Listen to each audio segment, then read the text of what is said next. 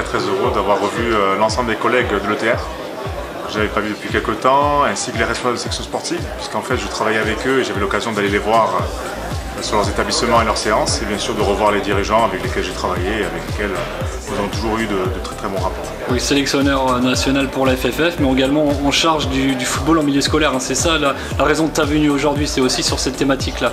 Oui, c'est ça. En fait, chaque entraîneur national a un dossier particulier en termes de développement. Le mien, c'est celui des sections sportives, effectivement. Et du coup, là, c'était l'occasion aussi d'assister à une formation continue des responsables de section et de présenter, bien sûr, le fruit d'un travail de 2 ans, le livret interactif du football d'excellence. Alors, sans rentrer dans le détail, parce que c'est un dossier très conséquent, un gros livret, mais en fait, il a quel but? Pourquoi il a été fait, ce livret? Et puis, qu'est-ce que les responsables de section peuvent y trouver? Si tu veux, en fait, c'est en rapport avec les productions que font la Fédération française de football et la DTN envers nos structures, à savoir il existait un livret, un cahier de la préformation qui a été fait en 2006, il y a 10 ans.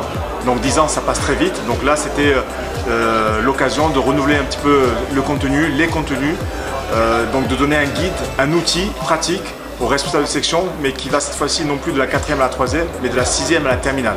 Donc l'idée, c'était vraiment d'offrir cet outil et de leur montrer que nous prenions en compte leur travail et en même temps de jouer notre rôle, à savoir les accompagner dans leur quotidien de séance et de la pratique du football. Donc d'après ce qu'on a pu voir, d'après ce qu'ils ont pu voir, c'est très complet, très varié, interactif. Ils peuvent faire que du très bon travail, je suppose, avec cet outil. On verra, c'est un outil. Donc comme tous les outils, ça dépend de son utilisation. Il faut se l'approprier. Il faut se l'approprier. Maintenant, c'est un outil assez intuitif.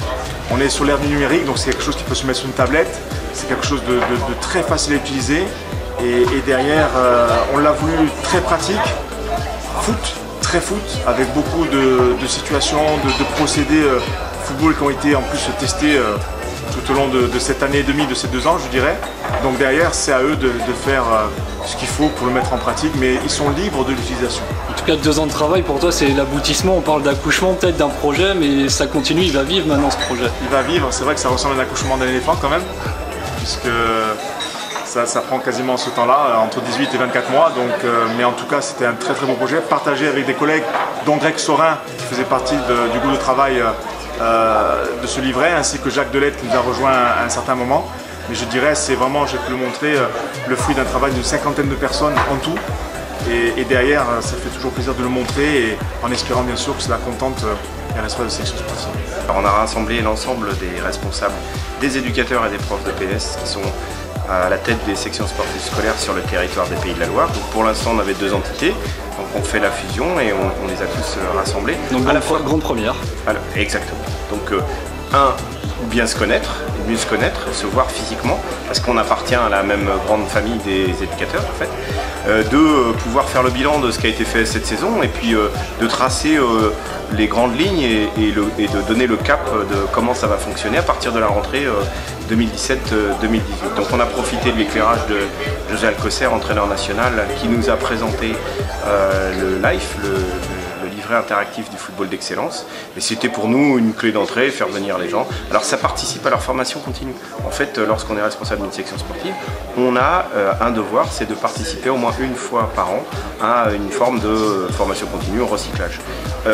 À l'avenir, au niveau des lycées, c'est la Ligue qui pilote, et dans les départements, eh bien, les responsables de collège vont pouvoir être en contact avec les conseillers techniques départementaux. Donc riche d'échanges, je suppose, entre les différentes parties, ouais. Ouais, évidemment. Alors à la fois, bon, il y a beaucoup d'informations partagées, échangées, puis après il y a un temps de convivialité où les gens vont pouvoir mieux se connaître et puis continuer à voir qu'ils bossent dans l'intérêt du football ligérien, mais plus largement celui de la Fédération française de foot. Surtout qu'avec la fusion, le football en milieu scolaire, c'est quelque chose d'encore plus conséquent désormais forcément. Exactement, alors le football en milieu scolaire, c'est le football qui part de l'école primaire et qui va jusqu'à l'université. Là on était sur l'étape football d'excellence, c'est-à-dire les sections sportives scolaires. C'est une des parties du football en milieu scolaire.